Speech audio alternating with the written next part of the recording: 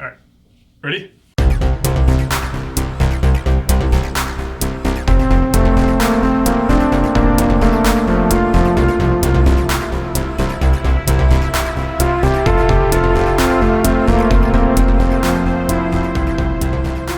Welcome, Curiosity Public. I'm Dutch. Jules here. Dylan.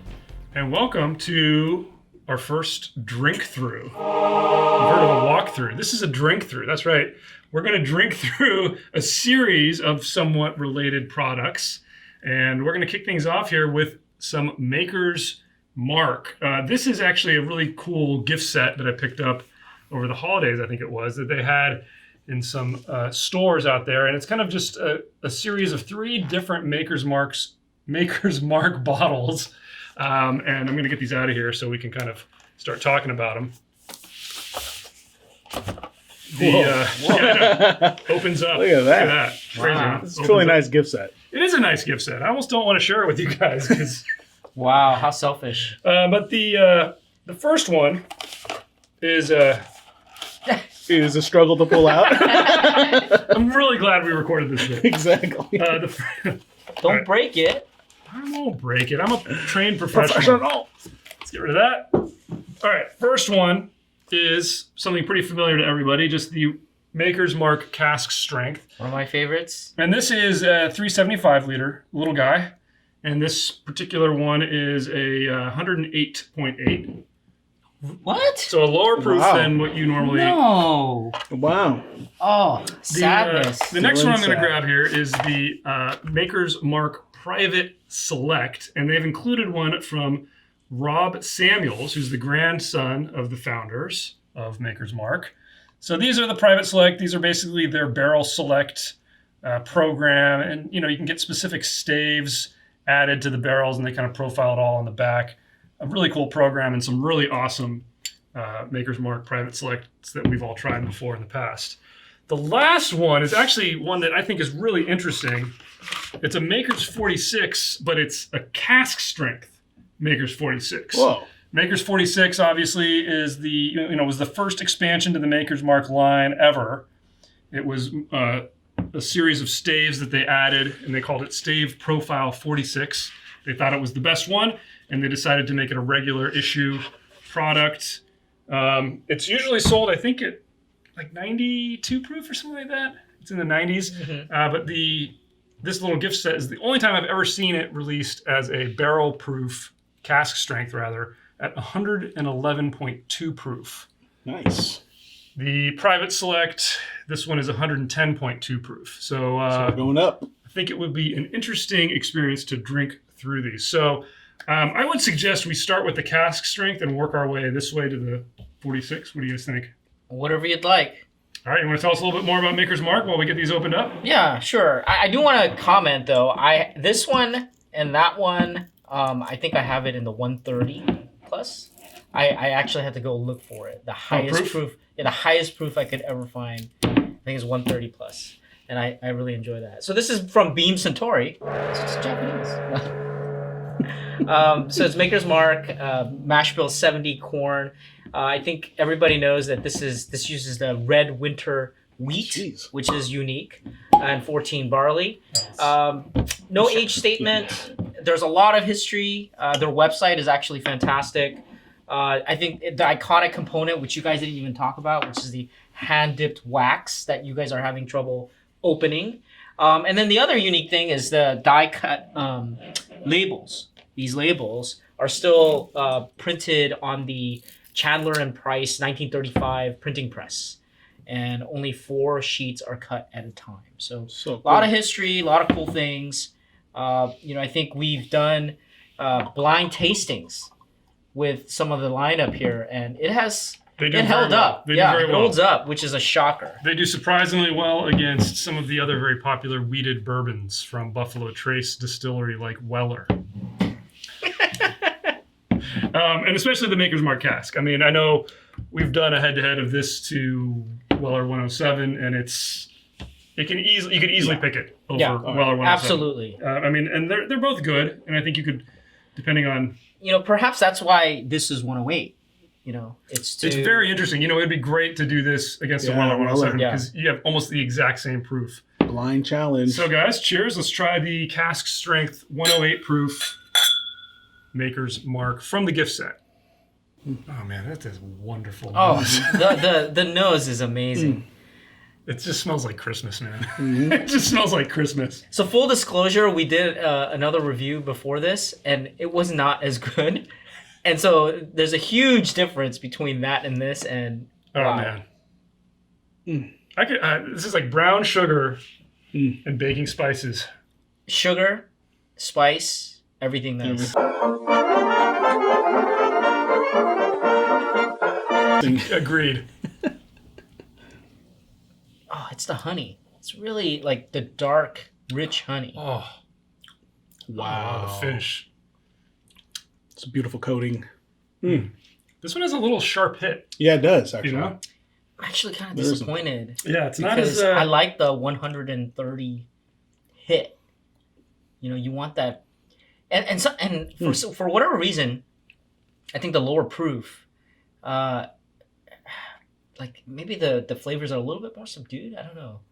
Yeah, it's not the best of the Cask Strength I've tried Yeah, from Makers. I mean, I think the lower proof has made it have a much better nose, maybe, but Yeah, the but finish the is a finish- little bit weaker. I don't know. What do you guys think? so I think obviously the flavor is iconic, right? It's sweet, it's weeded.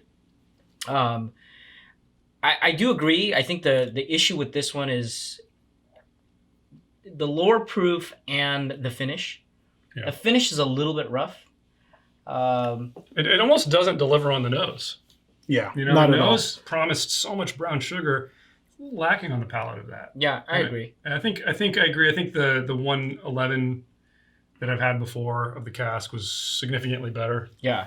This one, it's more mellow. This might be more approachable for some people if you're not really into cask strength whiskey. So I could kind of see why it would make its way into a gift set. But definitely enjoyable.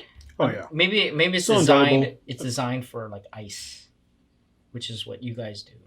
So, There's no ice in this whiskey. yeah. In case you can't tell. I wouldn't mind it chilled a little bit. This would be delicious chilled, I think. But Yeah, I mean, the finish just trails off. And then there's also I'm getting a weird punching thing. I don't know what it getting is. A tiny It's like a- touch of frunk. It's like, oh, really? It's like a tannic thing. Yeah. Yeah, I it's mean- a little more tannic. It's a little Yeah. more woody than Yeah, you usually get from the frunk. right.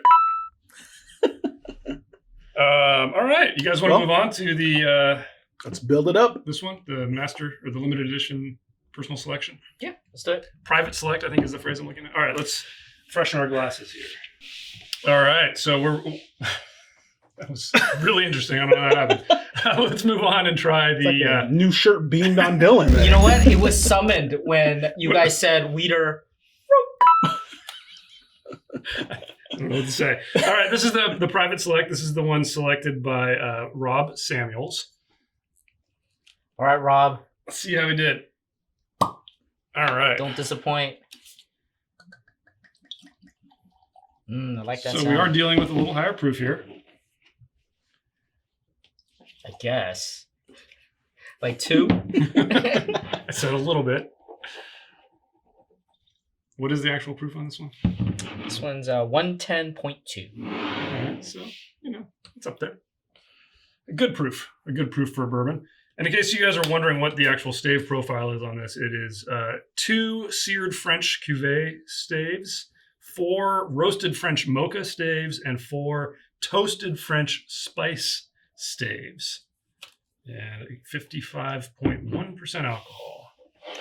Oh, huge difference. Huge. You can tell already on the nose. Yeah. Actually. Oh, I mean- it's Wow, it's like Mm. richer. yeah. It's like a more sugary sugar. Fantastic. Thank you for this. Yeah, thank you, Rob. Right now, I took a little sip. The finish is just so good. I'm still just loving the nose. It's on The this nose just is thing. so amazing. good. Wow, it is just sugar. Oh, it's so soft Mm. and just kind of well-rounded. It doesn't punch through. It doesn't have that weird frunk. Oh, wow, yeah.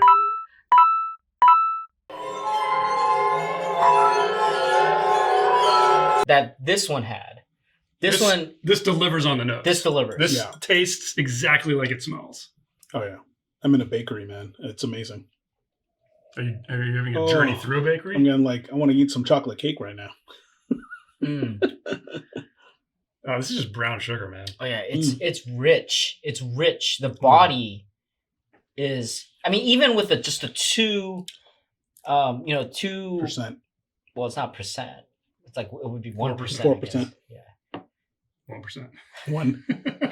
Yeah, it's a 1% difference, but because of the extra staves, it's got to be the staves. Yeah, I mean, I've had multiple variations. Yeah. Right, and some of them are a little off. Some of them are not as balanced, and some of them are really hot. Like some of them are really peppery. Right, this one is really good. Yeah, balanced spice. Yeah, I'm blown away. Wow.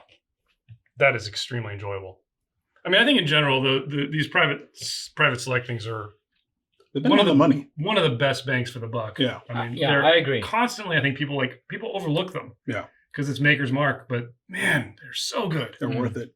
Oh, it just keeps delivering, sip after sip. It's that finish is there. It's very well rounded. The balance is there. Usually with the stave, sometimes the balance is off, and you get these weird flavors that break through and just kind of ruin the moment. But boy, this one's fantastic. There's almost like a moment, if you kind of think about the continuum of like when you first taste it till the finish, there's almost this moment at the beginning where it's like almost going to be sour, but then it just gets hit with sweet. It kind of overtakes it. It's a really interesting evolution. And then the sweetness lingers. Oh, and that's what's nice in that finish. It's beautiful. Nice coating. I'm just picturing a donut. A donut around. You're swimming in it. A donut? It's like a Krispy Kreme when it comes out just out of the fryer, and they hand it to you, and it's like liquid almost, and you're like slurping it up. This is like a melted donut. Yeah, it's so good. Liquid donuts, guys. It's so good. Liquid Krispy Kreme. Wow, I almost don't want to go on to the last one. But we have to. We have to. All right, let's move on. Let's get our glasses. Get some fresh glasses here.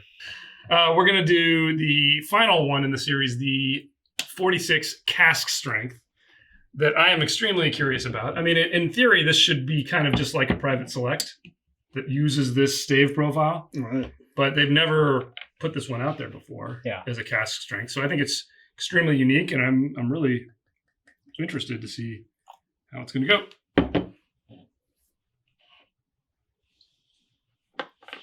Don't shake.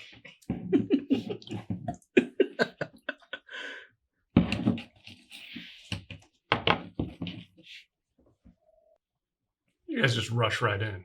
I got to give a little time to breathe. Just breathe. That's for amateurs.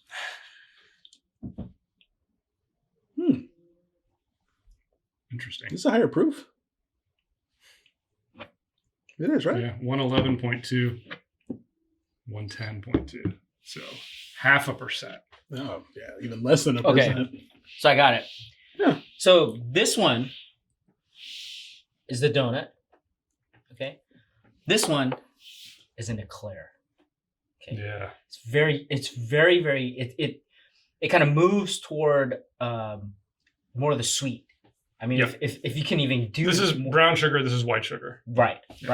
Totally. No, man, this is if I had a radar graph. This is a chocolate covered donut, and this is a cinnamon. How do you even compare that? Did you just say cinnamon? Cinnamon. And who says cinnamon? I mean, I've never heard that before. Maybe it's like a regional dialect. Yeah, where are you from? I have no idea. It just landed yesterday. Going back up to the mothership. Wow. Yeah, it's a more muted. It's nose. weird because of the mute. Like I actually would think it's a lower alcohol. Yeah, it's really interesting. So I feel like weird. A lot more complexity, less so. Yeah. Okay. Much more sweet, so it's skewed toward the sweet. On the nose, or I tell your palate now? Both. On both, actually. But this one is the balanced one. So actually, I don't even call it. I think this is just more refined. even, because there's like a lot more going on here than balance. This one's more muted. This is bold. Yeah, so Yes, I would exactly. in order to go through the walkthrough or the drink through. All right, so I would say you start this to set your palate, Agreed. right? It's to set the palate, but also bring the proof up a little bit so that you're not overwhelmed by the higher proof of these. So this sets the palate. Are like, all right, makers, I get what the flavor profile you're thinking about. You try this and then you move on to this. So it's still not, crazy complexity. It's very sweet. So you're really preparing for those staves. The possibilities are there, but it's not punching through. And then this just culminates to a flavor bomb. Flavor bomb. Flavor bomb. You know what? I can kind of see now why they went with this stave profile for 46. And tasting it at full proof, you really start to understand that it has all of the touches of a more complex bourbon, but it's very approachable. It's very smooth. It's just like, let's open the door to flavors. See, this is why I always went against the grain in this. Because you guys always, I knew this too, but the master distillers would dilute things to 60% or less in order to pick out the flavors and make sure it's 60, balanced. 60 proof. I'm sorry, 60 proof. 60 proof. I'm sorry, I like 60%. 60% is stronger than sorry, that's my usual profile. So I think, but I personally think that the higher proof is where the money's at. And I love the kind of the beautiful, complex, bold flavors that the higher proof provides. That's why I love anything above 120. It's phenomenal. This doesn't get up there, but this is a journey. This is definitely this is definitely a journey. Yeah. This was a great drink through. Yeah. Editor is going to be happy. I know. Yeah. All right, guys. Good. We got Dylan's closing thoughts. Jules, you got any closing thoughts? No, it's exactly what you guys said. This was great. This was cool. In fact, I would even go so bold as go in this pattern. The one we did. And yeah, exactly. Yeah. And because, it's almost like this is your hors d'oeuvres. You're just starting it off. This is your meal, and then this is your dessert. No, I'm more with Dylan. Don't do that. I'm more with Dylan. I think this is the way to do it. Start with the task. You end sweet. Move to end up on that. Yeah, that's fair. So I get it too. But you end with a steak, basically. No, I think. But I'm just saying, this is, if you wanted to go actually the proper way to do things. Look, if you want to have fun with this, what I would recommend is getting the regular makers right here. Yeah, throw it in there. Okay, so that really starts to tickle your palate. This sets the palate.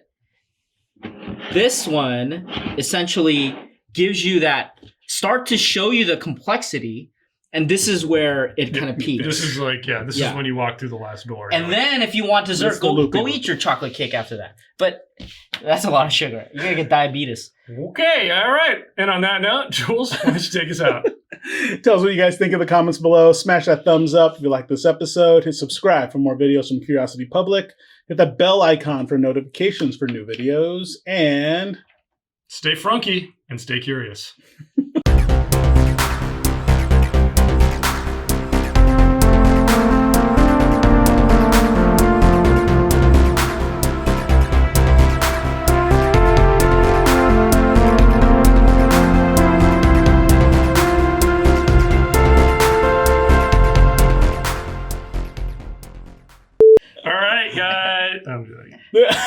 I'm just here laughing still.